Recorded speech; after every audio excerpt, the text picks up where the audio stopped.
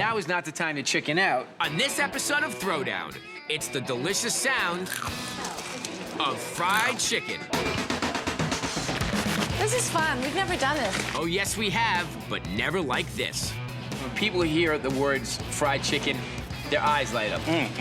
Gillian Clark knows this pan-fried perfection so well, she gave it a nickname. That's what takes my chicken to GBD, to golden brown and delicious. So I'm taking my bird to D.C. to challenge her. Will I crunch my way to a fried chicken victory? Team Flay will prevail. Or will I end up soggy? It's not quite as crisp.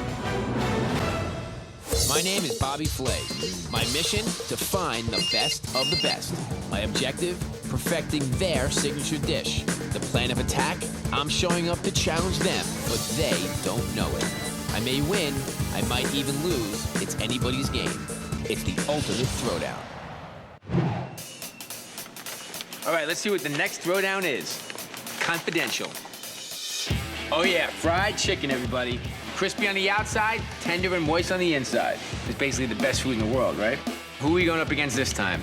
Gillian Clark of the General Store and Post Office Tavern in Silver Spring, Maryland. I'm just serving some fried chicken for our guests here at the General Store. Here's her claim to fame. Chef Gillian is a triple threat who modestly claims that she makes the best fried chicken in America. People come from miles around for my fried chicken. She's owned 2 restaurants, authored a book titled Out of the Frying Pan, and has been a food commentator for NPR. At Chef Gillian's newest restaurant, they sell over 1,200 pieces per week of her famous fried chicken. If you don't get there early, chances are you won't get your fried chicken because they sell out of this mouth-watering, tender-to-the-bone chicken every night of the week. Here's the setup. Gillian thinks she's being featured on a Food Network special called Fried Chicken Kitchen. You're watching Fried Chicken Kitchen. Now, that's not a tongue twister. Fried Kitchen Chicken! Find out what makes Gillian's fried chicken crunchy, golden, and tender. Now is not the time to chicken out. You're going to have to come up with your own signature style if you expect to take down this queen of classic American cuisine. Sit down, enjoy yourself, eat until you bust. It's crust or bust. I mean, fried chicken is one of the great American dishes of all time, right? When people hear the words fried chicken, their eyes light up. Let's face it. We've done this already. I'm 0-1 in fried chicken. We lost that one in Saratoga Springs to a guy named Jasper. Love his fried chicken. He beat us fair and square. It's a fried chicken throwdown. We've been there before, and we're going back. Ready? Go. Music is just one of those things that gets my brain into a certain spot. It just opens a pathway in my mind. And for Gillian Clark, the path is a winding one. I've been cooking for about 18 years. It's actually a second career for me. Gillian's first career was as an English teacher, so naturally she chronicled her personal and professional triumphs in a book. It was a chef's memoir and raising 2 girls totally by myself, which I hope to be an inspiration to anybody who felt that they had the odds against them and couldn't pursue what they felt was their dream. But this inspiring story comes with a great bonus. The fried chicken recipe is in here. That's why a lot of folks buy it. And like the book, a lot of thought has gone into Gillian's fried chicken. Marinating is very important. Adding flavors are very important. Heat is very important, because all those qualities of chicken that can just make it a disaster, you can also manipulate to make it a success. Success is something she knows a bit about.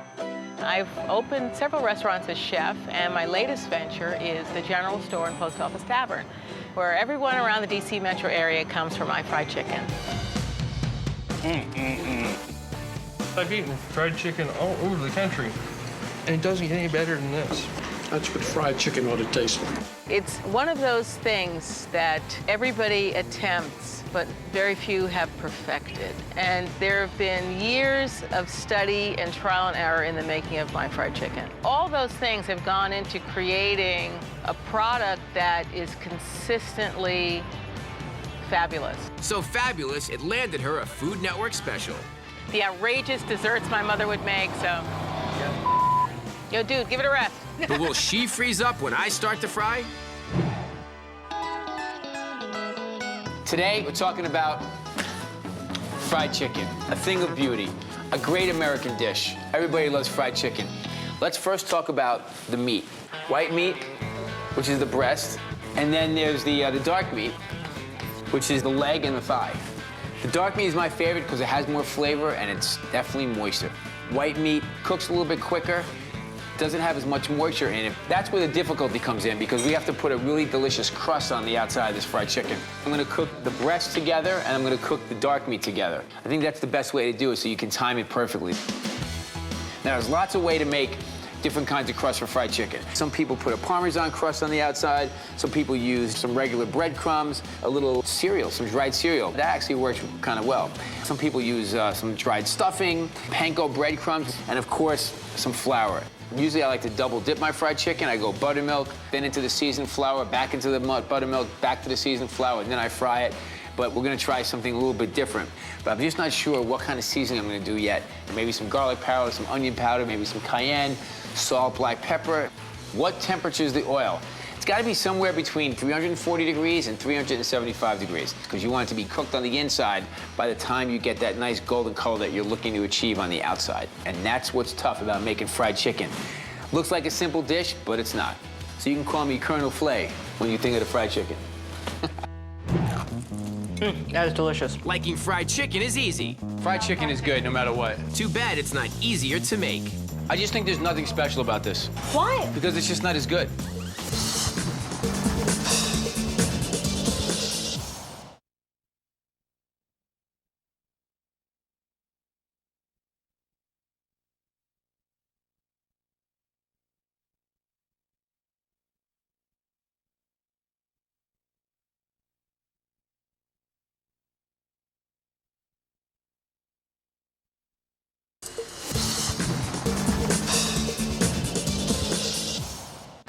No matter how far Gillian Clark may roam, her thoughts usually return to the kitchen. I see the strangest things give me food ideas, like what is that seagull eating? While she takes in the salt air, I've got a date with Miriam, Stephanie, and a whole new approach to my fried chicken. So we've done it before, we're gonna Twice. do it again. Well, really once and a half. Take We their did time fried to try. chicken and then we did fried chicken with waffles. Now, the fried chicken that we did is actually the version that I serve at Bar Americaine, which is double dip, buttermilk, flour, dredging, back and forth. Today we're gonna do sort of old school classic fried chicken. But it's not as highly seasoned as your last one. It's just paprika, salt, pepper, flour. I'm struggling with this idea Why? because it's just not as good. I don't agree. I think it's just different. I'm Gillian Clark, and today I'm making fried chicken. I've been practicing this recipe for a number of years. I start by smashing a number of cloves of garlic. This is just to add flavor. So I combine this with buttermilk, and then I add hot sauce. Buttermilk, some bay leaf, and some fresh garlic. All right, let's brine this. So we have the chicken cut up, skin is on. We're just gonna soak it in some buttermilk for a while, tenderize it. Buttermilk has an acidic quality to it that regular milk doesn't have. That acid really works to tenderize the chicken. After a quick soak, we wipe off the excess buttermilk and get the chicken ready for our special step, a little time in the fridge. I was gonna dry the skin out and actually make it a little bit crisper. There's the hot sauce, there's the garlic, it just smells great. And in 24 hours, it's gonna smell even better because all the flavors are sitting in here and working together, and they're getting into that chicken, and you're gonna feel it. And you can see how the buttermilk actually becomes part of the chicken. It kind of dries out the skin a little It bit. does look really dry. It's cool. It's totally different. Yeah, it looks like it's lacquered. It's been 24 hours, so the chicken feels softer. That means when we're frying it, it's gonna get really, really crispy. We have all-purpose flour and some paprika and some salt and pepper. And we're gonna shake it and bake it. Nah, help. So now it's ready to be dredged in seasoned flour. I start with regular all-purpose flour, freshly ground pepper, and I have a lot of salt. So I'm gonna whisk that together. You wanna do this, Stephanie? And I'll help.